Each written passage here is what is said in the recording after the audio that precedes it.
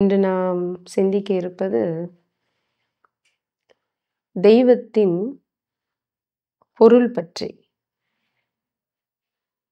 நாம் தெய்வம் என்று சொன்னவுடன் உங்களினுடைய எண்ணத்தில், யூகத்தில் ஒரு மனித உருவம் தாங்கிய ஒரு வடிவம் வந்து நிற்கும்.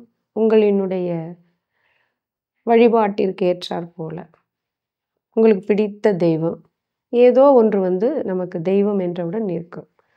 நம்மை போலவே மனித ரூபம் தாங்கி கை, கால், கண், காது, மூக்கு, முகம், குணம், உருவம் புகுத்தி அப்படி ஒரு தெய்வத்தை நாம் வரித்து கொள்வோம். கடவுள் என்றாலும் சரி, இறைவன், ஆண்டவர் என்று எதை சொன்னாலும் நமக்கு இந்த உருவம் தாங்கிய ஒரு வடிவம் வந்து நிற்கும். நம்ம எல்லாருக்கும் இறைவனை பற்றி பல பொது பெயர்கள் இருக்கு. இதை கடந்தும் இருக்கு. பரம்பொருள், பரமாத்மா, மெய்ப்பொருள், பூரணம், பிரம்மம், பரபிரம்மம், இப்படி பொதுப்படையாக தெய்வத்திற்கு இன்ன தெய்வம் என்று, ஆண் தெய்வமா, பெண் தெய்வமா, இந்த சமயத்தின் தெய்வமா என்று குறிப்பிடப்படாமல் எப்படி கடவுள், தெய்வம், ஆண்டவர், இறைவன் என்று நம் அன்றாடம் சாமானியர்கள் கூட பயன்படுத்தக்கூடிய வார்த்தை தான் இந்த வார்த்தைகள். இன்னும் சற்று மேல்நிலைக்கு, அறிவினுடைய பக்குவ நிலைக்கு சென்றவர்கள் பயன்படுத்துகின்ற வார்த்தை பூரணம், மெய்ப்பொருள், பரம்பிரம்மம், பரமாத்மா, பரம்பொருள், இப்படியெல்லாம் பயன்படுத்துவார்கள். இது பொது பெயர்கள், இறைவனுக்கான பொது பெயர்கள். இப்போ இந்த பெயர்கள் நாம் இந்த பக்குவ நிலைக்கு வந்த ஆத்மாக்கள் பயன்படுத்துகின்ற அர்த்தங்களை பிறகு பார்ப்போம். ஆனால் நடைமுறையில் அன்றாட பேச்சுவார்த்தையில் பயன்படுத்துகின்ற வார்த்தை தான் இறைவனை பற்றி பொது பெயர். எல்லாருக்கும் பொருந்தும் இல்லையா? எல்லா தெய்வங்களுக்கும் பொருந்தும், எல்லா கடவுளுக்கும், எல்லா இறைவனுக்கும், எல்லா ஆண்டவருக்கும் பொருந்தக்கூடிய பெயர்கள் தான் இப்பொழுது நான் சொன்ன இந்த வரிசை கிரமமான பெயர்கள். சரி, இந்த பெயரினுடைய பொருள் என்ன என்று பார்க்க இருக்கிறோம். இப்போ கடவுள் அப்படின்னா என்ன? இது நம்மை பொறுத்தவரை, மீண்டும் சொல்கிறேன், ஏதோ ஒரு வடிவம் தாங்கிய ஒரு உருவத்தை, தன்மை தாங்கிய ஒரு உருவத்தை நம்ம நினைச்சிருவோம். ஒரு சிலையோ ஒரு விக்கிரகத்தையோ நாம் நினைத்து கொள்வோம். ஆனால் இது என்ன என்றால் ஒரு நுண்ணிய நுட்ப குறிப்பு.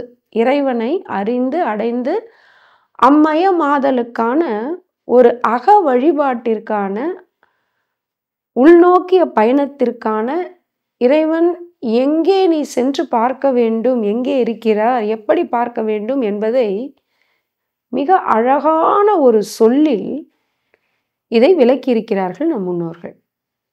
இப்போ நாம இது ஒரே சொல் என்று நினைக்கிறோம். இல்லை, கடவுள் என்பது ஒரே சொல் இல்லை. இரண்டு சொற்கள் இணைந்த ஒரு சொல் இது.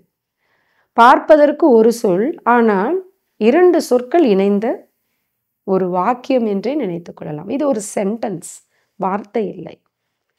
அது என்ன? கட கூட்டல் உள் என்ற இரண்டு சொற்களின் கூட்டு சொல் அல்லது வாக்கியம்தான் இந்த கடவுள். என்ன நம்ம முன்னோர்கள் இதை சொல்லி வைத்தார்கள்? கட என்பது இரண்டு பொருள்படும். கடம், கடம் அல்லது கட, கடந்து செல் என்று இரண்டு பொருள்படக்கூடிய சொல்தான் கட. உள், உள்ளே கடந்து செல். கட உள் என்று இரு சொல்கள்தான் இணைந்தது கடவுள். ஆனால் நம் இரு சொல்லையும் ஒன்றாய் கூட்டி கடவுள் கடவுள் என்று சொல்லியே நம்முடைய வழக்கமாக போய்விட்டது. இதுவும் ஒரு மறைப்பு தான், ஒரு பூட்டு தான்.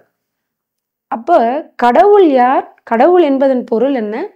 கடந்து உள்ளே சென்று அறிய வேண்டிய, அனுபவிக்க வேண்டிய ஒரு பொருள் என்று முன்னோர்கள் கொடுத்த ஒரு நுட்ப குறிப்பு, ஒரு ரகசிய குறிப்பு.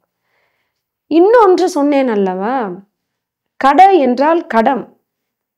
இந்த மனித கடமாகிய இந்த உடம்பாகிய இந்த கடத்திற்குள், மனித தேகமாகிய இந்த கடத்திற்குள் உள்ளே சென்று அறிய வேண்டிய பொருள் என்பதுதான் கடவுள் என்பதன் பொருள்.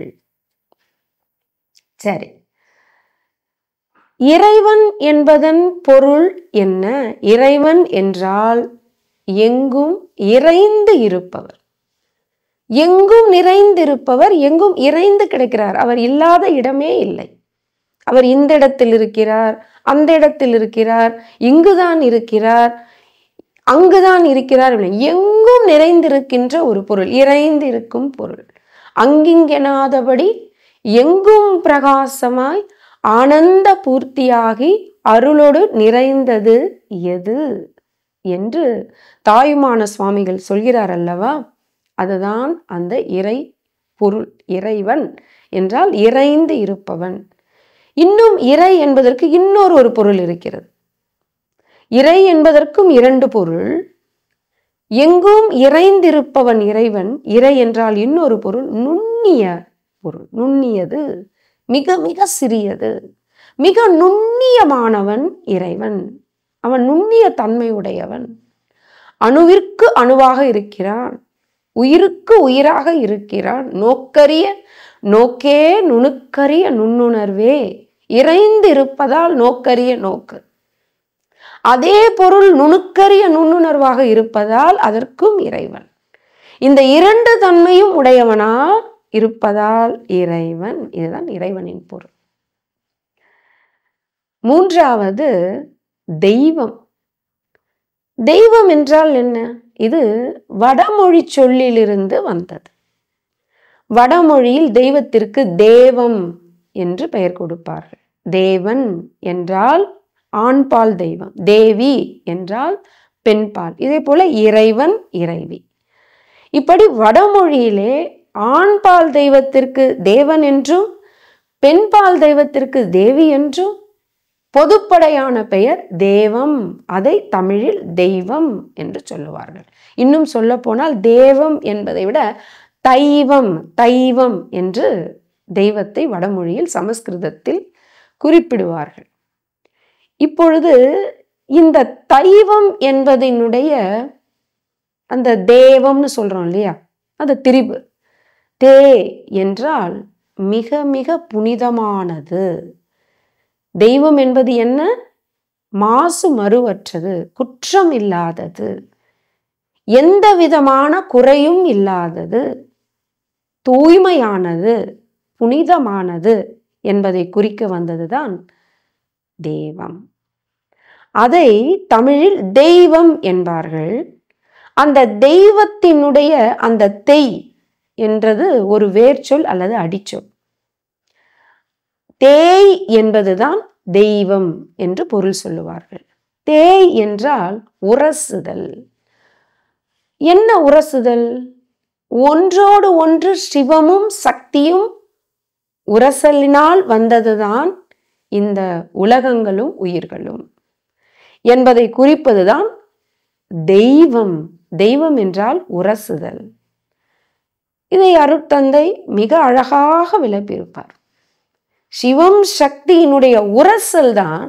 சிவம் என்பது வெளி, சக்தி என்பது பரமாணு. இந்த இரண்டின் உரசல் தான் இந்த உலகங்களும் உயிர்களும். இதுதான் தெய்வம். தெய்வம் என்றால் உரசுதல்.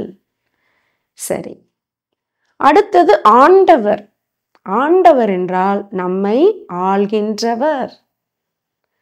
அவர்தான் தலைவன். இந்த அனைத்து உயிர்களுக்கும், அனைத்து தோற்றங்களுக்கும், அத்தனை ஜீவாத்மாக்களுக்கும் தலைவன் யார்? அரசன் யார்? உடையவன் யார்? அவன் ஒருவன் மட்டும்தான். அவன்தான் ஆள்கின்றவன். மற்ற எல்லோரும் அவனுடைய குடிமக்களே. எல்லாரும், எல்லா உயிர்களும், எறும்பு முதல் இன்னும் ஓரறிவினம் முதல் 6 அறிவு உள்ள அனைத்து உயிர்களும், எல்லா ஜடப்பொருட்களும், எல்லா தோற்றப் பொருட்களும் அவனுடைய உடைமை பொருள். அவன் ஒருவன் மட்டும்தான் இந்த உலகின் உடையவன். அதுதான் ஆண்டவன். இதெல்லாம் நாம் புரிந்து இறைவனை வணங்கும்போது மேலும் நமக்கு நல்ல ஒரு தெளிவும் ஆன்ம லாபமும் அற்புத அறிவும் கிட்டும். வாழ்க வளமுடன். தொடர்ந்து அம்மா அவர்களின் பதிவுகளை பெற இந்த யூடியூப் சேனலை சப்ஸ்கிரைப் செய்யவும். மேலும் விவரங்களுக்கும் அம்மா அவர்களின் நேரடி மற்றும் இணைய வழி வகுப்புகளில் கலந்து கொள்ள டிஸ்கிரிப்ஷனில் உள்ள தொலைபேசி எண்ணை தொடர்பு கொள்ளவும்.